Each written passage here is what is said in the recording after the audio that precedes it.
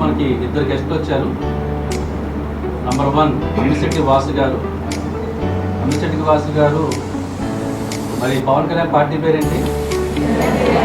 జనసేనకి రాష్ట్ర సెక్రటరీ గారు.